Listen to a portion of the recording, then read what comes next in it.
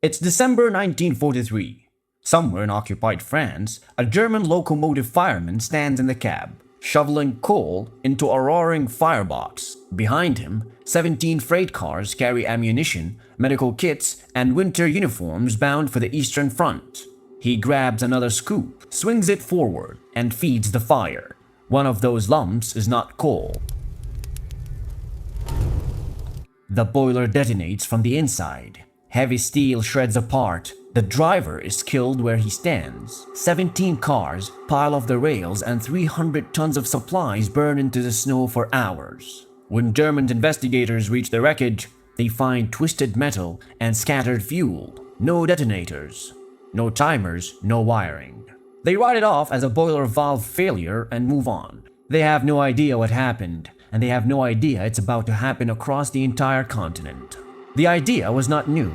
80 years earlier, during the American Civil War, a Confederate secret agent named Thomas Courtenay had built the first coal torpedo, a hollow iron casting coated in coal dust designed to be slipped into Union fuel stores. When shoveled into a ship's boiler, the blast ruptured the steam chamber from the inside. Several Union vessels were damaged or destroyed. Investigators blamed mechanical failure every time.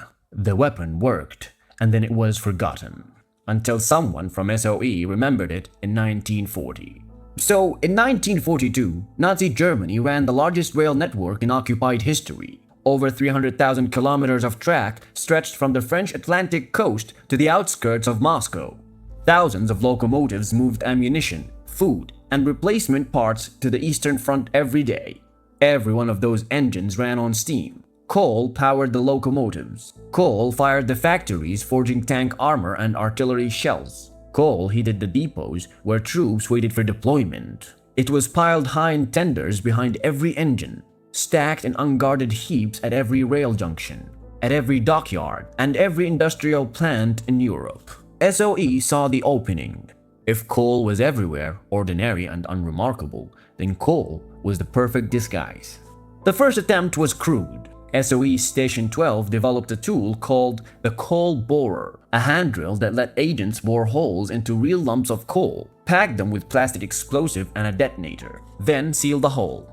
It worked, but it was slow, inconsistent, and required agents to spend time handling explosives in the field. The results looked convincing enough from a distance, but a close inspection could reveal the drilled seam. The job of building something better went to Station 15, a classified workshop on Baker Street staffed with forensic chemists and engineers whose only directive was to build sabotage devices that did not look like weapons. One of them was Stuart McCrae. His assignment was to create a bomb that could destroy a locomotive from inside the firebox, disguised so well that a trained railway worker would shovel it into the flames without hesitation.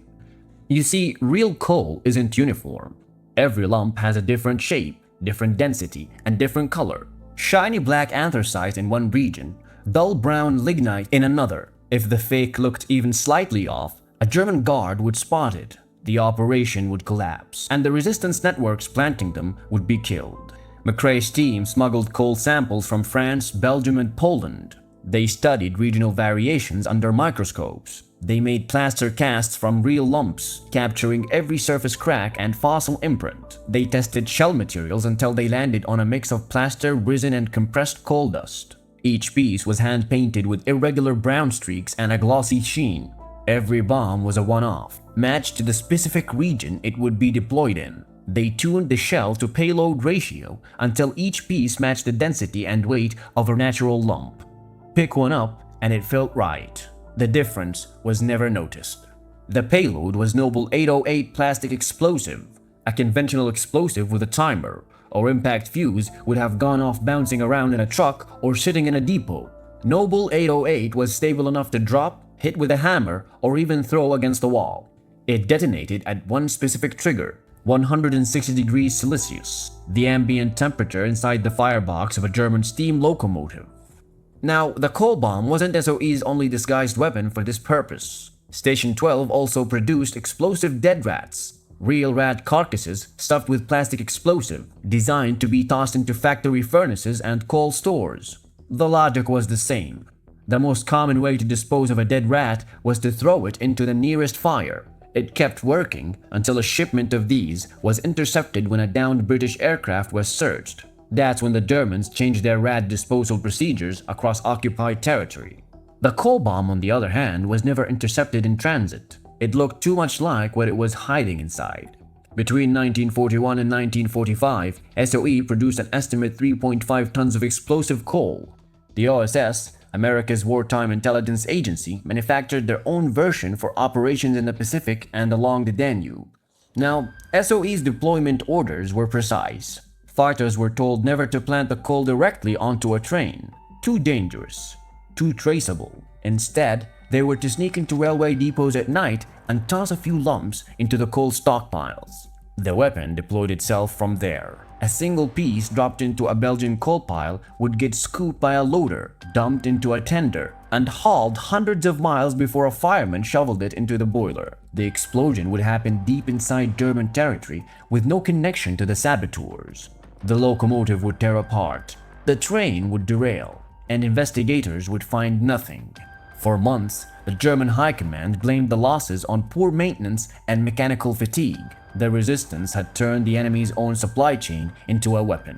By 1943, locomotives were blowing apart from France to the Soviet Union. The physical damage was severe. Reinforcements to the front were delayed across multiple theaters. And that's not only it.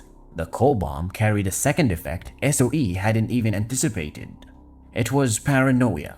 You see, once German railway workers figured out what was happening, the fear spread faster than the bombs. Firemen stared at their shovels, knowing any scoop could kill them. In some regions, entire crews refused to work until every lump of fuel was cracked open with a hammer and inspected.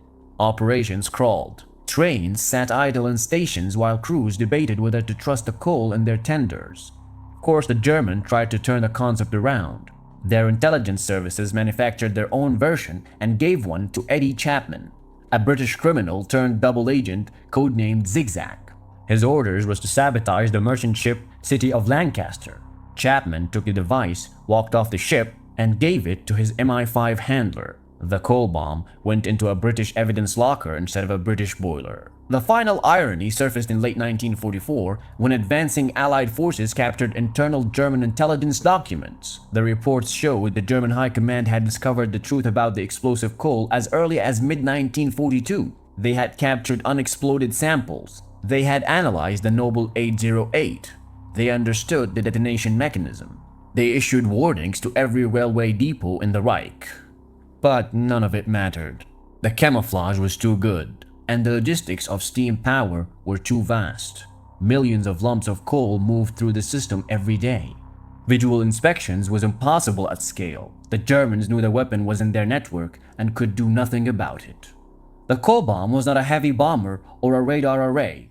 It was a hollowed-out piece of painted plaster with a Civil War pedigree and a chemistry degree. It targeted the one thing no one thought to question: the fuel itself, and turned it into a weapon the enemy couldn't find, couldn't stop, and could not avoid. 80 years before McCrae picked up his plaster molds, Thomas Courtney had proved the same principle on the Mississippi River. The lesson never changed. You don't need a bigger weapon to break a system. You just need to make the enemy afraid of their own coal.